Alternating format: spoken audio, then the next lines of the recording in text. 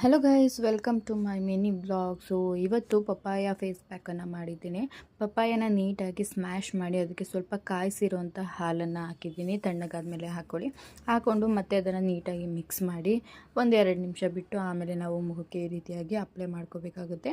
Skin soft ಆಗುತ್ತೆ ಮತ್ತು dryness ಇತ್ತು ಅಂತಂದರೆ ಮಾಯ್ಶ್ಚರೈಸರ್ ಆಗಿರೋದಕ್ಕೆ ತುಂಬಾ ಹೆಲ್ಪ್ ಮಾಡುತ್ತೆ. ನಾನು ವೀಡಿಯೋಗಳನ್ನ ಮುಂಚೆಯಿಂದ ನೋಡಿದವ್ರಿಗೆ ಗೊತ್ತಿರುತ್ತೆ. ಹೀಟ್ ರ್ಯಾಷಸ್ ಆಗಿತ್ತು, ಸೆಕೆಗುಳ್ಳೆ. ಸೊ ಹಾಗಾಗಿ ನಾನು ಇದನ್ನು ಅಪ್ಲೈ ಮಾಡ್ಕೋತಾ ಇದ್ದೀನಿ. ಬೆಳಗ್ಗೆನೂ ಅಪ್ಲೈ ಮಾಡಿದ್ದೆ, ಇವಾಗ ಇದು ಸಂಜೆನೂ ಕೂಡ ಅಪ್ಲೈ ಮಾಡ್ತಾ ಇದ್ದೀನಿ. ನೋಡ್ತಾ ಇರ್ಬೋದು. ಇದ್ರ ಜೊತೆಗೆ ನೀವು ಹಾಲಿನ ಕೆನೆ ಇದ್ದರೂ ಕೂಡ ಅದನ್ನು ಯೂಸ್ ಮಾಡ್ಕೋಬಹುದು. ನಾನು ಹಾಲನ್ನು ಮಾತ್ರ ಹಾಕಿ ಈ ರೀತಿಯಾಗಿ ಫೇಸ್ ಪ್ಯಾಕನ್ನು ಹಾಕೋತಾ ಇದ್ದೀನಿ. ಒಂದು 10-15 ನಿಮಿಷ ಅಥವಾ ಜಾಸ್ತಿ ಬೇಕಿದ್ರೂ ಬಿಟ್ಕೋಬೋದು. ನಿಮಗೆ ಕೆಲಸ ಇತ್ತು ಅಂತಂದರೆ ಅಪ್ಲೈ ಮಾಡಿಕೊಂಡು ಬಿಟ್ಟು ಕೆಲಸ ಎಲ್ಲ ಮುಗಿಸಿ ನೀವು ವಾಶ್ ಮಾಡ್ಕೋಬಹುದು.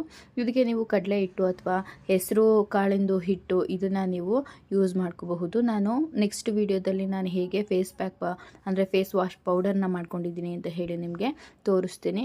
ತುಂಬಾ ಸ್ಕಿನ್ ತುಂಬ ಸಾಫ್ಟಾಗಿರೋ ಥರ, ಏನು ಕೆಮಿಕಲ್ ಇಲ್ಲದೇ ಇರೋವಂತಹ ಒಂದು ಫೇಸ್ ವಾಶನ್ನು ಹೇಗೆ ರೆಡಿ ಮಾಡ್ಕೋಬೇಕು ಅಂತ ಹೇಳಿ ತೋರಿಸ್ತಾ ಇದ್ದೀನಿ. ಇವಾಗ ನೋಡ್ತಾ ಇರ್ಬೋದು.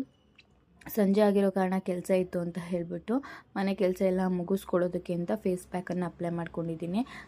ಪೀರಿಯಡ್ಸ್ ಟೈಮ್ ಇತ್ತು ಅಂತಂದರೆ ಹೆಣ್ಮಕ್ಳಿಗೆ ಸ್ವಲ್ಪ ಲೇಸಿನೆಸ್ ಇರುತ್ತೆ. ಸೊ ನನಗೂ ಕೂಡ ಅದೇ ಟೈಮು. ಹಾಗಾಗಿ ನಾನು ಬೆಳಗ್ಗೆಯಿಂದ ಯಾವ ಕೆಲಸನೂ ಮಾಡೋದಕ್ಕಾಗಿರಲಿಲ್ಲ. ಇವಾಗ ಸಂಜೆ ಶುರು ಮಾಡ್ಕೋತಾ ಇದ್ದೀನಿ. ಇಷ್ಟೆಲ್ಲ ಪಾತ್ರೆನ ತೊಳಿಬೇಕು.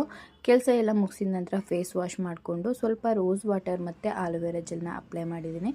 ನೋಡ್ತಾ ಇರ್ಬೋದು, ಸ್ಕಿನ್ ಈ ರೀತಿಯಾಗಿದೆ. ಈ ರ್ಯಾಷಸ್ ಕೂಡ ಕಡಿಮೆ ಆಗಿದೆ.